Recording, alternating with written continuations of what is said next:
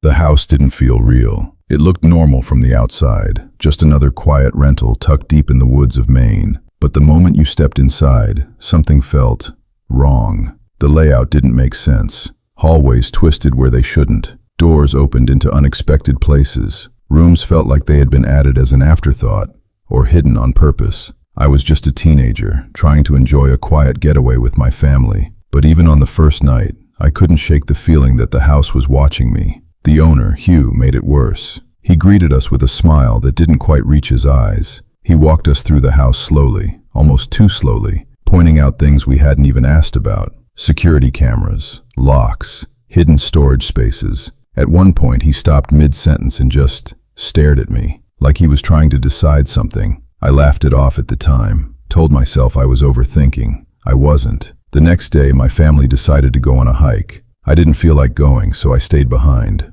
alone. At first, it was peaceful, too peaceful. No cars, no neighbors, just the faint sound of wind brushing through the trees outside. I tried watching TV, but the signal kept cutting out. Static flickered across the screen, like something was interfering. Then I heard it, a soft sound, somewhere inside the house. I froze. It wasn't loud, just a faint shift, like a floorboard settling, or footsteps being carefully placed. I told myself it was the house. Old buildings make noise, right? But then it happened again, closer this time. I muted the TV. Silence filled the room, and in that silence, I could hear it clearly. Breathing, not mine. Slow, controlled, deliberate, coming from somewhere deeper in the house. My heart started pounding so hard it felt like it would give me away. I stood up slowly, trying not to make a sound. Every instinct screamed at me to leave, but my legs wouldn't move. Instead, I listened. Another step, a faint creak. Whoever, or whatever was in the house, was moving.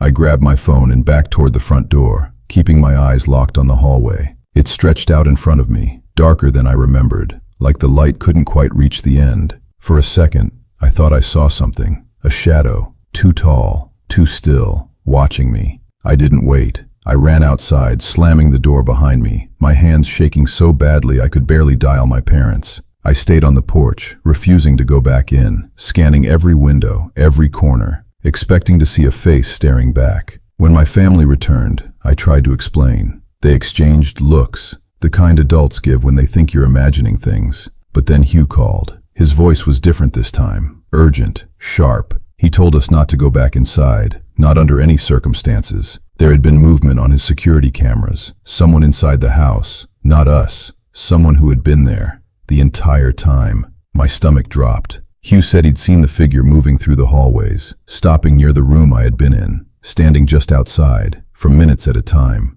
watching, waiting. The police were called, but by the time anyone arrived, the house was empty. No broken locks, no forced entry, just silence, like nothing had ever been there. We left that night. No one argued, no one even packed properly. We just grabbed what we could and drove. I kept thinking about that shadow in the hallway. How still it had been, how close. And the worst part? They never found anyone. No suspect, no explanation. Just a maze-like house in the woods, and the feeling that for a while, I hadn't been alone in it. We were supposed to remember that night as just another vacation memory. A warm evening in West Palm Beach. Soft air, distant traffic, palm trees whispering like they knew something we didn't. It started simple. Just three of us, me and my two cousins. We were bored, and boredom has a way of leading you somewhere you should never go. It was a little past 10:30 p.m. when we left the house. No plan, no destination, just walking, talking, laughing. At first, everything felt normal. Streetlights flickering, crickets chirping, that quiet, late-night calm that makes you feel like the world belongs to you. But then, he stopped. My cousin. He didn't say anything at first. He just stood there, staring off into the distance. "Do you hear that?" he whispered.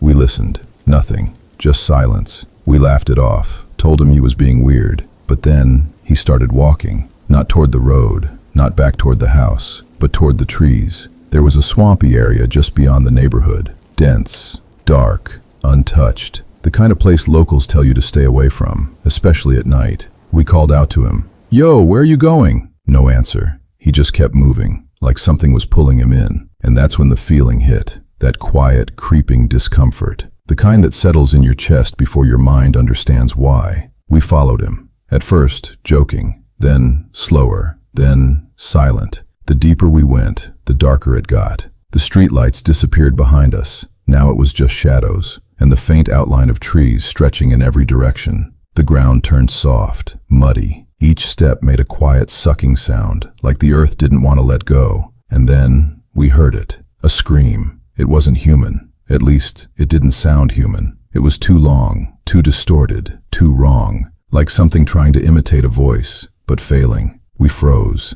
Every instinct screamed at us to run, but we didn't. Not yet. Because then, it came again. Closer. Louder. And this time, it almost sounded like words, but not words you could understand. Just broken, desperate, twisted noise. My cousin finally stopped walking. Slowly, he turned around, and I swear, I've never seen his face look like that before. Not fear, something worse, like you knew something we didn't. "Did you hear that?" he said, barely above a whisper. We nodded, and that's when it changed. The silence disappeared. The swamp came alive, branches cracking, water shifting, something moving, just out of sight, circling, watching, waiting. Then, a third scream, right behind us. We didn't look back. We ran. No talking, no thinking, just pure instinct. Feet slipping in the mud, branches hitting our faces, hearts pounding so loud it drowned everything else out. But even while running, we could still hear it, following us. Not fast, not chasing, just there. We didn't stop until we reached the road, back under the streetlights,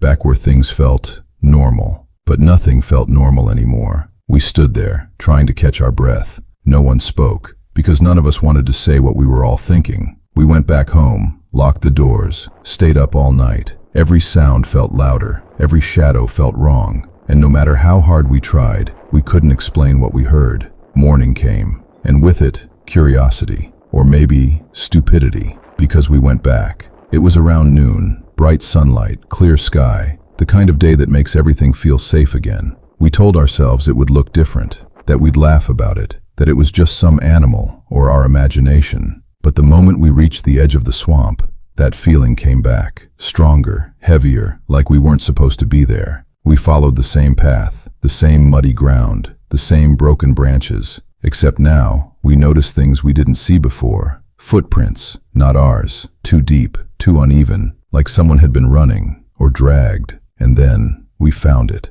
A torn denim jacket, half buried in the mud, wet, heavy, stained, like it had been there all night. We didn't touch it, didn't go closer, didn't say a word, because deep down, we already knew. Something happened there, something real, something we weren't supposed to hear. We looked at each other, and without saying anything, we made the same decision. We left, and we never told anyone. But sometimes, late at night, when everything is quiet, I still hear it. That sound, that scream. Not human, not animal, something in between. And the worst part? It didn't sound like it was calling for help. It sounded like it was calling for us.